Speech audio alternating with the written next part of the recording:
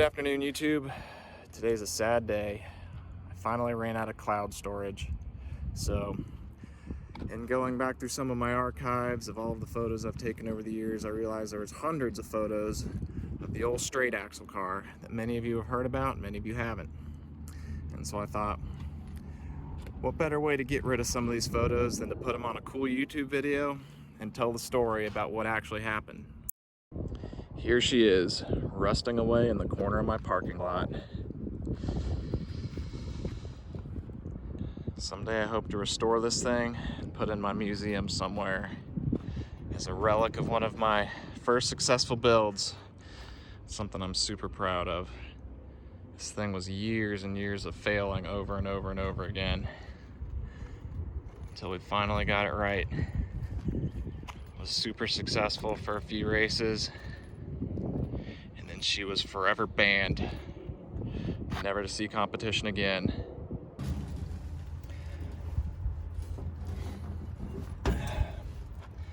So where do we start? If I had to make a story arch for the straight axle car, I'd probably start with the inspiration for why I built it in the first place. I'd go over the build, some of the decisions I made, and some of the issues we had fitting a straight axle in this damn thing. I'd go over some of the on-track struggles we had to begin with, getting everything to work right. I'd go over the success we finally had, and then we can tie it all together with some final thoughts, what happened at the end, and where we're headed now. Sounds like an Oscar nominee to me.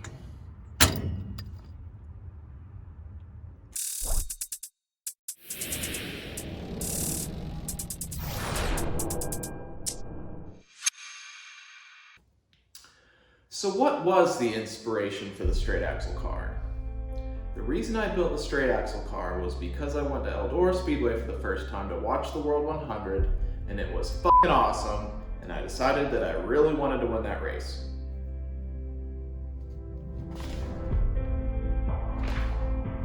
And that's it. On to the fun part, the build. A lot of people, especially people that are required to run straight axles by the rules, have asked me why I wanted to voluntarily put a straight axle in a late model. By almost all accounts, straight axles are inferior forms of suspension. To better explain why I made this decision, let me cite one of my favorite quotes from Mark Twain. It goes, "To succeed in life, you need two things, ignorance and confidence." There was a post on a message board I used to visit frequently about straight axles being not that bad. It was for a different form of motorsports, but I thought that with our application, there might actually be some advantages. And so I very ignorantly and competently sent it with the design and the build. In hindsight, I had no clue what I was doing, but in the end, my ignorance and confidence paid off, and I was able to get lucky on a few things that led to the project being successful in the end. Anyways, on to the build. And the moment we've all been waiting for. All right, this isn't that exciting. But the main takeaways here are that 1, the straight axle was the first thing on the jig. 2, I had to put a bend in it to avoid hitting the front of the engine. And 3, even with this bend, I couldn't run a conventional engine fan setup because the beam and the fan spacer would occupy the same real estate whenever the beam ran through its range of travel. Now we're talking. This is one of the favorite pictures I've ever taken of the straight axle car. We had to roll the chassis down to attitude to make sure that everything articulated like it needed to and that everything cleared, and it just looks gnarly. As you can see, there's a ton going on here with the pushrod cantilever suspension, a crazy steering apparatus, and it just looks unconventional. In an effort to keep this video under 16 hours long, I'm only going to pick 2 subjects to do a deep dive on. Those 2 things are going to be steering and cooling. Now, there were a bunch of problems we ran into throughout this build process, but those 2 were the most fun to tackle. So one might think that the easiest way to steer a straight axle car would be bolt a rack to the beam, run a steering shaft to the rack, and then run tie rods from the rack to the spindles. This would have worked great. However, I wanted to avoid an inherent issue with that setup called roll steer. Conventional cars have bump steer, which is caused by the arc of the tie rods not matching the arc of the control arms, and there being steer induced whenever the suspension hits bumps. With the rack, tie rods, and spindles all being constrained to the beam, there wouldn't be any bump steer. However, there would be roll steer. In this instance, roll steer happens because the rack is mounted directly to the beam stays level with the ground, and the car articulates around the beam. Imagine the driver sitting in the car holding the steering wheel. The car rolls 3 degrees. That means the steering wheel turns 3 degrees relative to the ground, and because the straight axle is on the ground, the wheels are actually going to turn to the right as the car rolls. This wasn't a huge deal, but in an effort to make no compromises, I decided to look in different directions for a better steering system. The first route I took was looking into a hydraulic steering system, kind of like a forklift. Essentially, there would be a hydraulic ram hard mounted to the straight axle. The tie rods would run from the ram to the spindles, and then there would be hydraulic lines attaching the ram to an orbital valve, and the orbital valve would connect to the steering wheel. As you turn the steering wheel, fluid would flow through the orbital valve to the correct side of the divider piston in the hydraulic ram, allowing the wheels to move left and right. The cool thing about an orbital valve is that fluid can backflow through the hydraulic lines so that feedback could be felt in the steering wheel. Because there's no mechanical linkage connecting the steering shaft and the hydraulic ram, there would be no bump steer and there would be no roll steer. I was pretty far down this rabbit hole when I learned a fatal issue with the orbital valves. There's no mechanism for it to hold its center. What I mean by that is that if you put a piece of tape at 12 o'clock on the steering wheel and went out and raced, you may come back in and the piece of tape may be at 6 o'clock or 3 o'clock or 1 o'clock. Unfortunately, I'm one of those head case drivers that would probably crash if I got off by one spline on a current steering setup. So this was a huge deal breaker for me. After emotionally recovering from this finding, I started doing some research into steering boxes. I realized that if I could build a setup that had a drag link that was the same length and same angle as the trailing arm on the left side of the straight axle, that I could eliminate bump steer and eliminate roll steer. So at the bottom of this rabbit hole, I found the perfect steering box. It was reverse mount, it was 13.6:1 ratio, and it was power steering, all of which were specifications that I needed to make this work. I mounted this steering box right in front of the driver's foot box, which allowed me to run the steering shaft directly into the box. It allowed me to make a proper length pitman arm, which got the drag length and the trailing link the exact same length and the exact same angle like I needed. And because of how all the ratios worked out, it ended up making the steering system work exactly like a 4-inch sweet rack and pinion. On the beam, I had to make this trick little steering cantilever, which did two things. One, it got the mounting point for the drag link right next to the trailing arm. And two, it got the right side tie rod pushed forward enough that it would clear the water pump on the engine. This setup came out great. It worked perfectly sitting on jack stands. However, whenever I fired the car up for the first time and drove it around in my driveway, I could barely keep it on the 10-foot wide road because there was so much slack in this shitty steering box that the car would wander left to right like crazy. Lock to lock, the pitman arm would move front to back 5 inches. If you held the wheels still, you could move the pitman arm forward and back 1 inch. That means that 20% of the entire range of motion was slop. I tried buying a different manufacturer's version of the same steering box and had the same issue. So I had to scrap that entire project as well. I ended up selling out and just bolting a damn rack to the thing. It turns out that once you actually get out on the track, you don't do much rolling around. probably less than 3 degrees. And 3 degrees just isn't that much. So the roll steer was completely negligible, and I should have just bolted a rack on to begin with. At this point, we're probably already a year into the process, and all I've done is driven around in my driveway one time.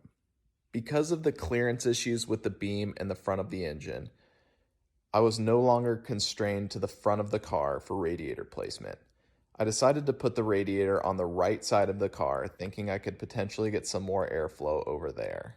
It also gave me plenty of room to run an electric fan setup that I thought could sufficiently pull air through the radiator. Obviously, with an electric fan setup, I would need to run an alternator. I fabricated this cool bracket to mount the alternator off the left side of the center section. This is back when it was trendy to bolt lead to the left rear axle tube and to run heavy suspension components, so bolting the alternator here killed 2 birds with 1 stone. So after putting the rack on and after scabbing together a few other things that I messed up, we finally headed to the racetrack to test for the first time. Surprisingly, the test went really well, all things considered. The car handled pretty good, we didn't have any major failures, and we made it to the end without the straight axle falling out. However, there were 2 main issues from the test. 1, after about 5 laps, the temperatures would start to creep up.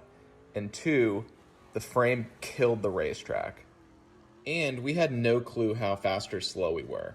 When you're out there testing by yourself, it's hard to get a good gauge for where you are because the track can be such a variable. The test, however, was considered a big success. The fact that the frame was dragging the ground, though, was a big problem, and it wasn't something I would be able to fix easily. Rather than hacking more shit apart and scabbing more tubes together, I decided to just go ahead and scrap that whole car and start over again, fixing the things that I'd messed up from the first version. This was a pretty bold decision, especially because we still had no idea if the car was actually fast or not, just that it felt fast.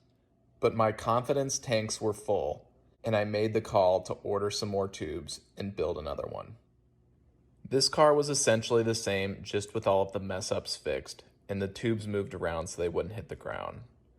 And there was no provision for a steering box anymore, since we went with the rack option for the steering system. The radiator was still mounted on the right side of the car, though. I was confident I could make this work with a little bit more tweaking. After the few months of fabrication and assembly required to get another complete car together, we went out and tested it in a parking lot. The frame no longer hit the ground, and the temperatures all seemed to level off, so we were ready to go to the racetrack again. Around this time also, I took a job out in California, and so that put a few month hold on the project. The company then moved to Charlotte, North Carolina, which was convenient for me because that's somewhere I'd always wanted to move anyways because of the racing resources in that area. After getting settled in Charlotte, we decided to go test at Boyd Speedway to make sure that the frame didn't hit the ground and that the temperature levels didn't get too high. We checked both of those boxes, but I did find out that I underdesigned the tabs that hold on the front track bar, ripping it out of the frame and ending the test on the hook. After a tab redesign, we took the car to Cherokee Speedway to do one last test to make sure everything worked like it needed to. The car felt great, everything worked, and so we started to get ready for the maiden voyage of the car at March Madness. These were the qualifying results from that race. Unfortunately, we were 1 pound light going over the scales after qualifying, and anybody who's been to Cherokee knows that you're not going to start in the back of a day race at Cherokee and drive to the front. But the fact that it was so fast in qualifying was super encouraging. I ended up having to pull in the feature because the water temp was getting too high. I sadly came to the conclusion that the electric fans just didn't have enough balls to pull enough air through the radiator to keep the water cool. After doing some more research, I stumbled upon a more powerful hydraulic-powered engine fan. This setup was really cool. The hydraulic motor was out of a 1991 Toyota Camry, and it ran off of a separate power steering pump. I'd built a regulator bypass setup that allowed me to dial up or dial down the RPM of the fan blade with an Allen wrench. Also, in an effort to eliminate variables, I moved the radiator back to the front of the car. Because I was trying to spin this fan as fast as possible, I ran into issues overheating the power steering fluid, so I had to add an external reservoir and an external cooler. After doing everything I could to optimize this setup and move as much air through the radiator as possible, we decided to head back to the racetrack. This night at Cherokee Speedway started out promising again. We qualified fast time in our group and second overall and won our heat race with ease. The last few laps, though, I had to take it easy because the water temps were unfortunately starting to creep up again. I made it about 20 laps in the feature before I had to pull in because I was overheating. This was obviously a huge bummer because I'd put a lot of time and effort into that hydraulic cooling system, and I was pretty confident that it would work. But it became apparent that I was going to have to scrap that idea also. My buddy Neil Lewis put it this way. He said, "Hey, the 4-blade mechanical fan that everybody runs robs about 30 horsepower at 6,000 RPM. That means in order to pull the same amount of air, you're going to have to rob 30 horsepower from something. The electric fan setup was only using about 2 horsepower, and the hydraulic fan setup was only using about 10 horsepower. Unfortunately, there's no free lunch with something like this. I had to solve my packaging and clearance issues so that I could bolt the fan back to the front of the water pump like it was intended. I redesigned the straight axle to offset everything as low as I could possibly get it and lowered the tie rods as low as I could get them on the spindles and on the rack. Even after I did all that, there was no way I could run a standard fan spacer. What was required would be too long and too thin. So I modified the assembly I'd made for the hydraulic setup so that it could be cable driven. I got a custom cable made that should have been able to handle the torque that we would be asking out of it. The problem with these cables, though, is their torque rating is directional because of how the cable is wound. So I incorporated a sprag bearing into the assembly so that torque would only get seen in one direction and then it would free spin in the other direction. This was a cool setup that came out great, except for it didn't work at all. I then got to work designing a tiny drive shaft that would attach the front of the water pump to the fan. It would use 2 steering U-joints, some spline, and some custom mounts I made to get everything to attach properly. This setup was pretty cool also, and it didn't completely disintegrate as soon as we fired the motor up. We ran the beam through some simulated travels and it looked like it would clear by about 1/4 of an inch. So we loaded up and headed to 311 Speedway to test it out. This race ended up raining out, but we were lucky to get one practice session in before the rain came. I had my GoPro mounted on the right side of the frame, pointed back at the fan contraption I'd just made to see how close we were getting. As you can see, it was really tight, but as long as I didn't take a packer out of the right front or the left front, we were good. After 7 radiators worth of design failures, we finally found one that worked. During pre-race tech, the officials expressed that they had an issue with the cantilever pushrod front suspension I had. They said that there was a rule that said that the shocks must be mounted vertically. Having memorized the entire rule book front to back, I corrected them saying that the rule actually says that the shocks must be mounted as vertically as possible. And so if we're going to throw me out, we also have to throw out every car that has adjustable shock sliders or multiple holes for the shocks to mount that didn't have the shocks mounted as vertically as possible. Understandably, they didn't take too kindly to my cheeky interpretation of the rules and said that if I wanted to race with them again, I needed to fix it. So I literally unbolted the cantilevers and unbolted the push rods and stuck the shock in the same holes. And luckily for me, it all lined up perfectly. Having potentially changed some things though, I wanted to go test. So me and my friend Neil Lewis, who I mentioned earlier, strapped a bunch of data on the car and went to Cochran Speedway to try to learn some things. After sorting out some electrical issues, we started making some changes to see how the car reacted. The test was going well when... This was pretty tragic because I only had one motor. and new supermotors aren't cheap. I had to take some time off after this blow, but we were able to scrape some pennies together and get a used Clemens motor. Up until this point, we'd been running about a 20-year-old SB2 motor that had definitely seen better days. With the new Clemens motor installed, our hopes were high as we headed for Smoky Mountain Speedway. It was only a transmission flex plate. Luckily, one of my friends happened to pass by and pulled over to see if we needed help. We found a flex plate at a parts house up a few exits, and he ran and got it for us. We qualified 10th, which was good enough to lock us in for the feature. This was a fun race, as I was able to methodically work my way to the front. I think if Mike Marlar was a little bit less good at driving, I could have had a chance to pull off the W. But unfortunately, he's really good, and so as soon as I got close to him, he switched lines, dirtying up my air and taking away my momentum. We ended up running second, which we were still happy with considering this was the first race we'd finished in over 2 years. On the way home, we decided to hit up Cherokee Speedway for the Hall of Fame 50. Very occasionally, you have nights where everything just goes your way. This was one of those nights. We locked in by qualifying quick time in Group B, so that put us starting outside pole with Brandon Overton starting pole. People always say confidence is key, and if you don't think you can win, then you shouldn't even roll out there on the racetrack. I can honestly tell you, as I was rolling around under caution, I didn't think I had any chance of winning that race.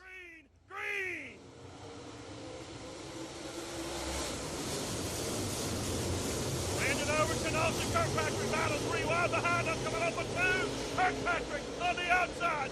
Overton down low. Austin Kirkpatrick off of 4-11. Leads lap 1. Austin Kirkpatrick will clear on the back straightaway to turn 3. Overton ducks in line in second as they roll behind him, sorting out. But as fate would have it, it was our night. I got the lead on the start. We nailed the setup.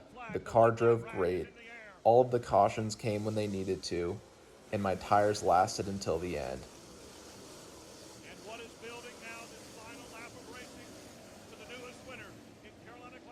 After failing repeatedly for 2 years straight, we won a super late model race. As I said in my post-race interview, words simply can't describe how satisfying it was to win that race. The following week was awesome. It was really cool to get congratulatory messages from a lot of people that I really respect. But the coolest part was getting messages from complete strangers saying that they were inspired enough from my win to go out and work on their car for the first time in a while, or maybe try some things that they'd been scared to try. It was a humbling experience, and it's one I'm very grateful to have had. The following weekend was the invite-only COVID World 100, which I wasn't cool enough to get invited to. So we turned our focus to the next big local race, which was the World Finals. We built a new body, some new spares, and got ready to go test at the Charlotte Dirt Track.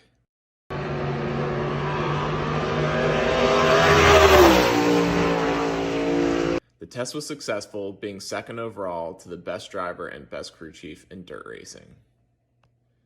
Night 1 of the World Finals was pretty eventful. In qualifying, the right side trailing arms bent when I hit a bump going into 1 on the first lap, causing the beam to twist. I estimate that I qualified with about 30 degrees of caster in both front tires, and still qualified 9th overall. I came in after qualifying and said that I had a bad vibration in the wheel. Remember that small amount of clearance we had between the beam and the fan shaft? Well, when the trailing arms bent, the water pump pulley turned into a grinding wheel and almost cut through the right front tie rod.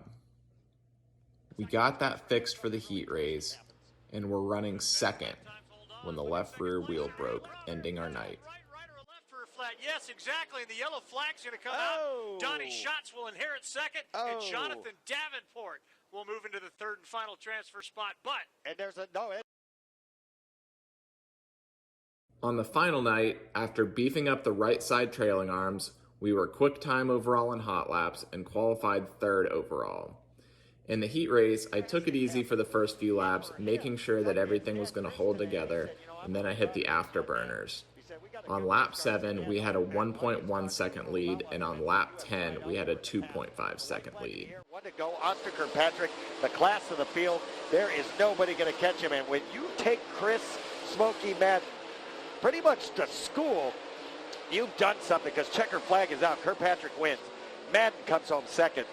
Third will go to Parker Martin. The kid is in the show. But unfortunately, this was the last successful on-track excursion of the straight axle car. Because of my lack of grasp on time, inexperience, and my stupid receiver headphones getting wedged in between the cockpit and the seat, I got to staging a few seconds late, and they made me start dead last in the feature instead of third. I got a right rear flat, and my crew guy was so mad that we had to start last that he'd already started walking to Hot Shots, the bar down the street from the racetrack. So I had to retire early. Shortly after the World Finals, some of the establishment dirt late model teams started doing what they do best, and the backroom politicking started to get the straight axle car banned. Some of the things said were pretty outrageous. Things like I was a NASA engineer, I was paying NASCAR teams for their technology, and if I was allowed to continue, that my car would obsolete all other cars and that it would drive the cost of racing up. I tried to make the counter argument that I was using the same front suspension that could be found in a Model T Ford, that it was cheaper for me to build a straight axle than it was for somebody else to purchase a single rebuildable ball joint, that the front suspension I was using was actually much simpler than the current suspensions being used, which would make it easier for new members of the sport to understand, and that it's literally the job of chassis manufacturers to try to obsolete their competition. But it fell on deaf ears. A page and a half got added to the rule book that pertained to one car in the country. And although it was quite the honor to add to the length of the document that defines what a dirt late model is, it was quite frustrating to know that if I wanted to continue participating in the sport that I love, that I would have to start over from scratch.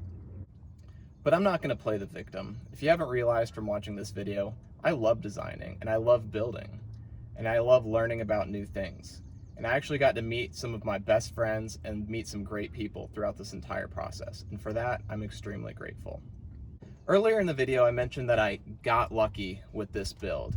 And I said that not because I wanted to be pretend humble. I said that because if I really understood how this straight axle car worked and I really knew what I was doing, I would have been able to reproduce the results in a different form factor that met the new rules.